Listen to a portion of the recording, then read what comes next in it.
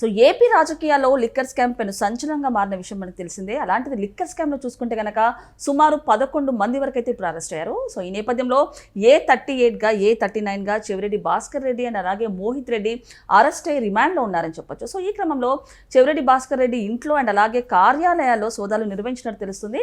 So ఈ నేపథ్యంలో కొన్ని వందల ఎకరాల భూములను కొన్నట్టు ఈ సోదాలు అయితే తేలినట్టు తెలుస్తుంది. మరి దీని గురించి విశ్లేషించుకోవడానికి మనతో పాటు senior journalist and doctor Durga Varlamani గారు ఇప్పుడు మనతో ఉన్నారు. నమస్తే మేడం. నమస్తే అండి మేడం, మరి ఏపీ రాజకీయాల్లో లిక్కర్ స్కామ్ ఎలాంటి సంచలనం మారిందో మనందరికీ తెలిసిందే. అలాంటి లిక్కర్ స్కామ్ చూసుకుంటే కనుక రోజుకో వెబ్ సిరీస్ తరహాలో ముందుకెళ్తుందని చెప్పొచ్చు. సో సిట్ అయితే చెవిరెడ్డి భాస్కర్ రెడ్డి ఇంట్లో కానివ్వండి కార్యాలయాల్లో సోదాలు అయితే నిర్వహించింది. సో ఈ సోదాల్లో చూసుకుంటే కనుక చెవిరెడ్డి భాస్కర్ రెడ్డి అండ్ అలాగే మోహిత్ రెడ్డి కొన్ని వందల ఎకరాల భూమిని కొన్నట్టు కూడా తేలింది. ఏమంటారు మేడం దీని గురించి? మరి ఇప్పుడు సజ్జల గారు చెప్పాలి. నిన్న కూడా అసలు లిక్కర్ స్కామే లేదు, నా కొడుకును అనవసరంగా ఇరికిస్తున్నారు అన్నారు కదా. ఇవాళ ఈ కంపెనీలన్నీ బయటపడ్డాయి కదా, డొల్ల కంపెనీలన్నీ. ఇవాళ మీరు కనుక చూసుకుంటే గూడూరు దగ్గర 260 ఎకరాలు 6 కోట్లకు కొని 2022లో అరబిందో వాళ్ళకి శరచంద్రారెడ్డికి 28 కోట్లకు అమ్ముకుని దాన్ని వైట్ చేసుకున్నా మనీని.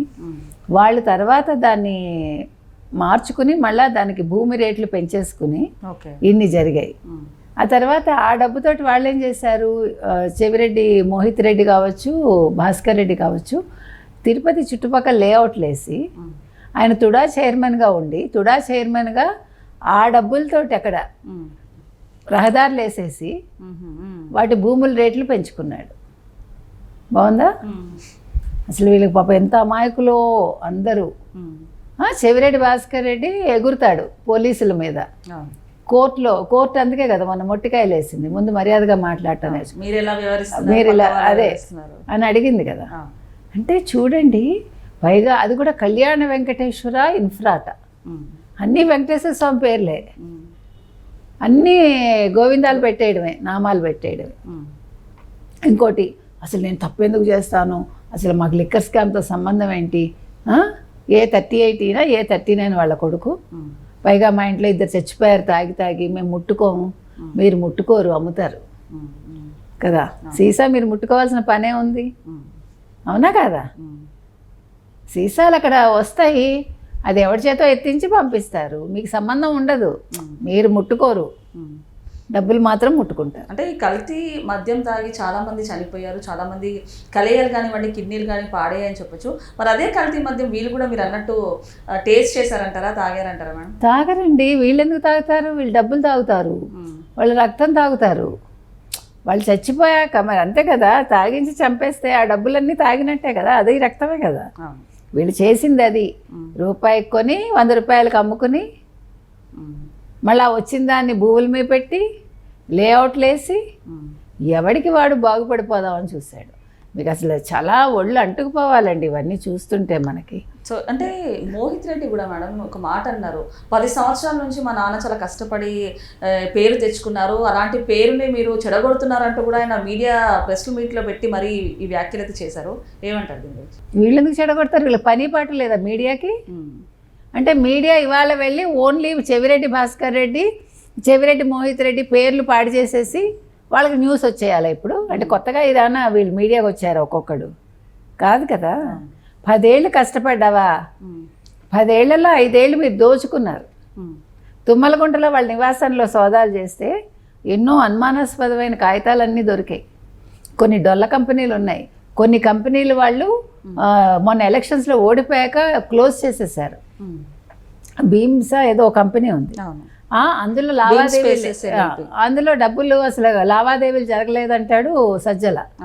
అన్ని బయటకు వస్తాయి సజ్జల గారు. భార్గవరెడ్డి గారు ఉన్నారు.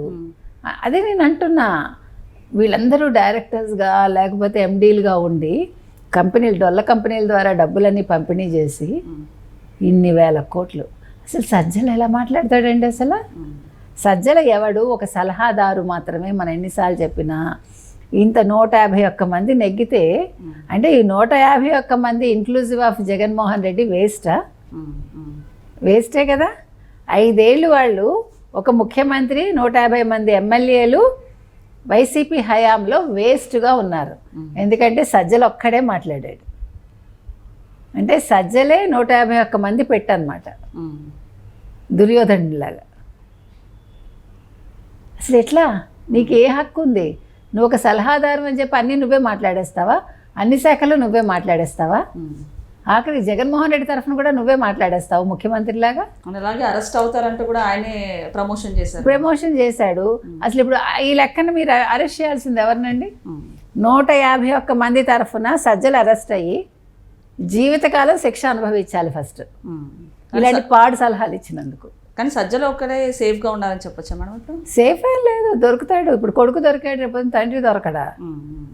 ఇప్పుడు మీరు ఎంత మట్టి అంటకుండా చేసుకుందాం అనుకున్నా అక్కడ ఎకరాలు ఏవో కొన్నాడు కదా, అటవీ భూములు అన్నీ దొరికాయి కదండి. అందుకని కంగారేం లేదు. మనం అనుకుంటున్నాం భూమిని మనం ఆక్రమించామని. అది మన ఆక్రమించడం మొదలు పెడితే భూమి మన్ని ఏమవుతాం మనం? ఇప్పుడు కొండ చర్యలు విరిగి పడిపోతున్నాయి, ఎంతమంది చనిపోతున్నారు? ఊళ్ళు కొట్టుకుపోతున్నాయి. ప్రకృతి ముందు మనం నిలవగలమా? మనం అనుకుంటున్నాం. మనం దోపిడీ చేసినప్పుడే మనకి ఎక్కువ కష్టాలు వస్తాయి. అండ్ ఇంకొకటి మేడం, అంటే కాఫీ షాప్లో 20,000కు పనిచేసిన ఒక వ్యక్తి 100 కోట్లు సంపాదించడం ఏంటి? అండ్ అలాగే ఏడాదికి 5 లక్షలు సంపాదిస్తున్న ఒక వ్యక్తి జెట్ ఫ్లైట్స్లో చూసుకుంటే కనుక హీరోయిన్లతో వెళ్ళడం ఏంటి? ఏ విధంగా చూడొచ్చు అంటారు? మీరు ఇచ్చిన అవకాశం భలే వాళ్ళే. ఆయన నక్కని తొక్కొచ్చాడు, నక్క తోక, అందుకని ఎంజాయ్ చేశాడు. వీళ్ళ తరఫున ఆయన ఎంజాయ్ చేశాడు, అంతే కదా. ఎంత అదృష్టం కాకపోతే ఎంత 20,000 కూడా లేదు జీతం. ఆయన వదిలి ఒక హీరోయిన్ తోటి వెళ్ళిపోయాడు. అంటే హీరోయిన్ అక్కడ వెనకాల ఎవరో ఉన్నారులేండి క్యాబిన్లో, ఈయన ఊరికే కూర్చుని ఉన్నాడు, అనుభవించాడు అంతే. అవన్నీ కూడా తాత్కాలికం, అంటే లిప్తపాటు కాలం అంటారు, అలాగా లిప్త కాలం కూడా లేదు, అయిపోయింది. ఓకే. అందుకని ఇవన్నీ చూసి మురిసిపోకూడదండి. మనం అనుకుంటాం అబ్బో ఇంక మందే రాజ్యం అనుకుంటే ఉండదు. నందోరాజా భవిష్యత్తులో నందుడు ఏం చేస్తాడో తెలియదు మనకి, రాజ్యం ఎవరికి వెళ్తుందో తెలియదు, అందుకని అలా అంటారు. కాబట్టి జగన్మోహన్ రెడ్డి మాటలు విని 30 ఏళ్ళు అనుకుని అందరూ కూడా మురిసిపోయి ఇప్పుడు బొక్కబోర్లా పడుతున్నారు. అసలు సజ్జల్ లాంటి వాడిని పెట్టుకోవటమే జగన్మోహన్ రెడ్డి చేసిన తప్పు. జగన్మోహన్ రెడ్డి ఎంత గుడ్డిగా నమ్మాడంటే మొత్తం ఆక్రమించేశాడు సజ్జల, అంతే కదా. మొత్తం అన్ని శాఖలు ఆక్రమించేశాడు, అందరి మెదళ్ళు ఆక్రమించేశాడు, ఆఖరికి ముఖ్యమంత్రిని కూడా ఆడిచ్చాడు నన్ను అడిగితే. కాబట్టి ఇవాళ జగన్మోహన్ రెడ్డి ఏమీ చేయలేని స్థితిలో ఉన్నాడు. ఇవాళ సజ్జల జరిగిన దానికి బాధ్యత వహించాలి. సజ్జల నా కొడుకు అమాయకుడు, ఇప్పుడు నీ కొడుకు కోసం ఎందుకు వచ్చి బయటకు వచ్చి మాట్లాడుతున్నావు? నువ్వు నీ కొడుకు మాట్లాడమను, నువ్వెందుకు మాట్లాడుతున్నావు? అసలు లిక్కర్ స్కామ్ లేదా అంటే ఇప్పుడు సిట్టు చేసేదంతా అంత అబద్ధమా? ఇప్పుడు సుప్రీంకోర్టు చెప్పిందండి, మీరు జైల్లోనే ఉండండి, సిట్టు దగ్గర ఆధారాలు ఉన్నాయి, మీరు బయటికి రావాల్సిన పని లేదు అని సిట్టే చెప్పింది కదా మొన్న క్లియర్ కట్గా. ఇప్పుడు మీకు మిథున్ రెడ్డికి బెయిల్ ఇవ్వలేదు కదా, మరి ఎందుకు ఇవ్వలేదు? అవసరం లేదని చెప్పింది కదా. అంటే అక్కడ ఏ ఆధారం లేకుండా సుప్రీంకోర్టు అబద్ధం చెప్తుంది. సరే మీరు అందరూ సుప్రీంకోర్టుకి వెళ్ళారుగా, ఇవాళ ఎవరైతే అరెస్ట్ అయ్యారో, మరి సుప్రీంకోర్టు మీకు బెయిల్ ఎందుకు ఇవ్వలేదు?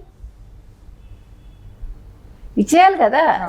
అసలు లిక్కర్ స్కామే లేదు, వీళ్ళందరినీ బయటకు పంపించేయండి అనలేదుగా. అండ్ ఇంకొక మేడం, అంటే జగన్మోహన్ రెడ్డి గారు కీలకంగా ఉన్న వీళ్ళందరైతే అరెస్ట్ అయ్యారు ఇప్పుడు చూసుకుంటే, ఎందుకు జగన్మోహన్ రెడ్డి గారు అన్ని ఆధారాలు అయితే ఉన్నాయి, ఎందుకు ఇంకా సిట్ డిలే అనొచ్చా, లేకపోతే ఎందుకు ఇంకా? ఏ డిలే ఏం లేదండి. మీరు కంగారు పడితే పనులు అవ్వవు. ఇవాళ అరెస్ట్ చేసేసి ఏం చేస్తారు? వివరాలన్నీ ఉండాలి కదా, ఆధారాలన్నీ పక్కాగా ఉండాలి కదా. ఇప్పుడు మంచి చేయడం కష్టం కానీ చెడు చాలా ఈజీ. ఇప్పుడు కోర్టులో కూడా లూప్ హోల్స్ పట్టుకుని వీళ్ళందరూ వాదిస్తారు, అందుకని అవకాశం ఇవ్వకుండా చూస్తున్నారు. కాబట్టి మనం ఓపిక పట్టాలి, అవుతుంది, ఎప్పుడు అవ్వాలో అప్పుడు అవుతుంది. Okay madam, thank you.